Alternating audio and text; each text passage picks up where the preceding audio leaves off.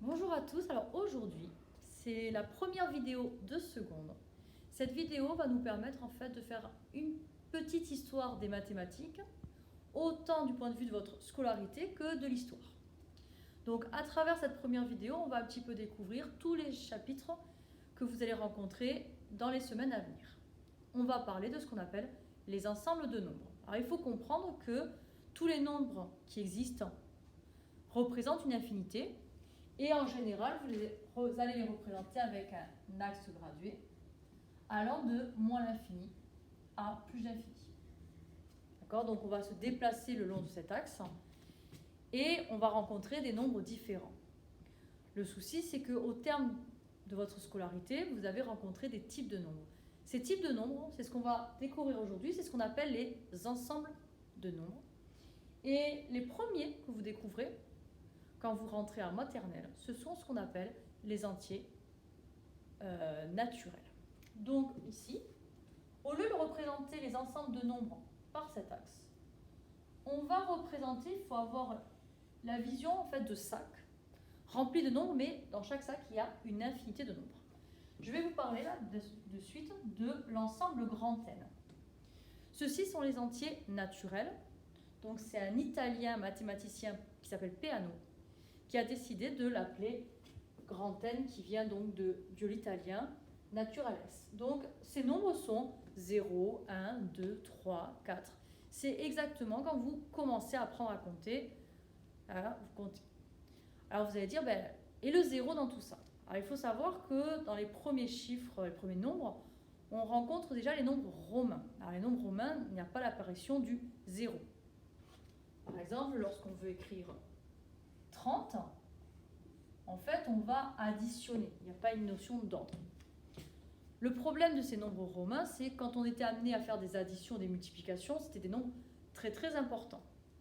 Alors, quelle invention a permis donc de faciliter les calculs? C'est l'invention du zéro. Alors, vous allez me dire les chiffres arabes. Et je vais dire, non. En fait, on les appelle les chiffres arabes, mais c'est une erreur historique. Il s'agit en fait de chiffres qui viennent d'Inde. Parce que j'allais dire Indien, mais pas d'Indien en Amérique, qui viennent d'Inde. Alors pourquoi on a retenu, l'histoire a retenu, que c'était les chiffres arabes? Tout simplement, c'est que cette invention a été ramenée chez les Arabes, et c'est eux qui ont vu l'utilité et qui ont su le diffuser. Donc la création du zéro, ça nous a permis de simplifier énormément nos calculs. C'est-à-dire qu'en chiffres romains, si vous devez écrire 15 825, vous allez avoir vraiment des nombres très importants. Ces chiffres, les chiffres arabes vont vraiment simplifier notre écriture.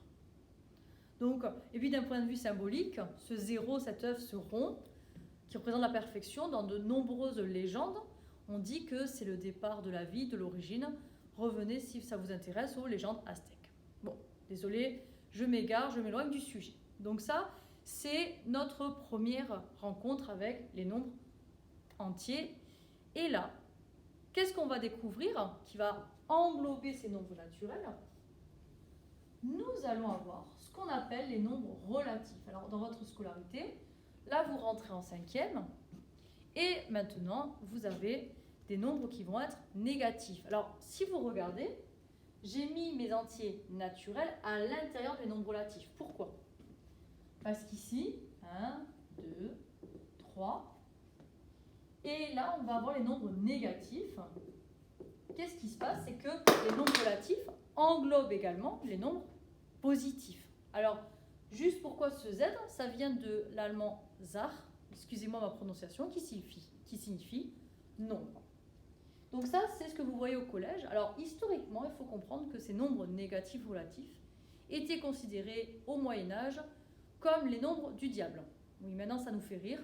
Peut-être que vous l'avez mal vécu au collège, je ne sais pas.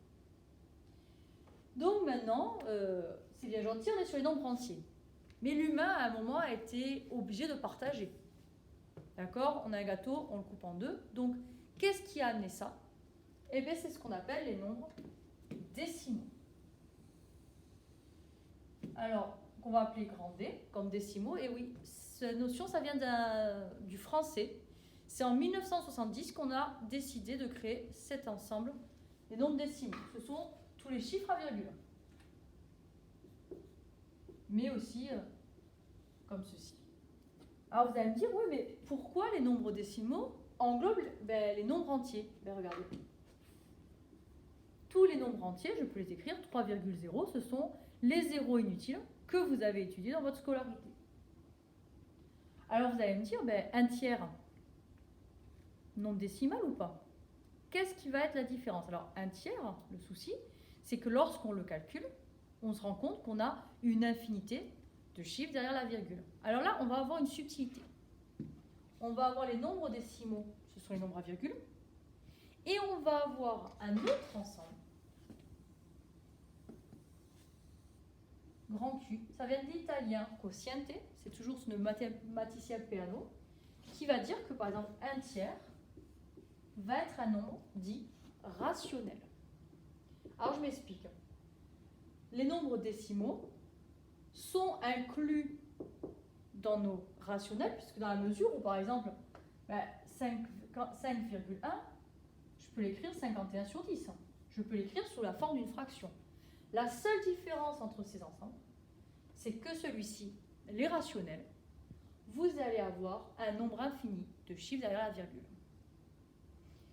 C'est bien joli, on a pratiquement tous les nombres, c'est-à-dire qu'on a pratiquement tout notre axe gradué, mais là il nous manque quelques nombres.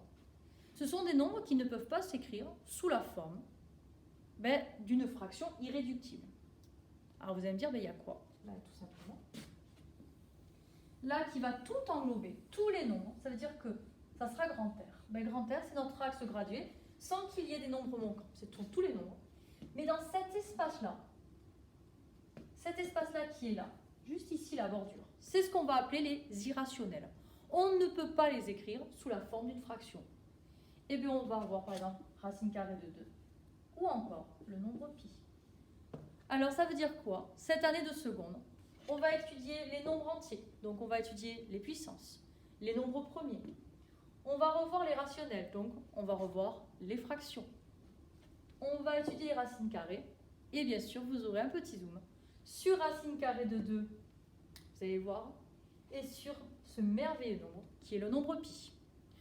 Voilà à peu près ce qu'on va faire sur les semaines à venir. Bienvenue en mathématiques. Bonne journée, au revoir.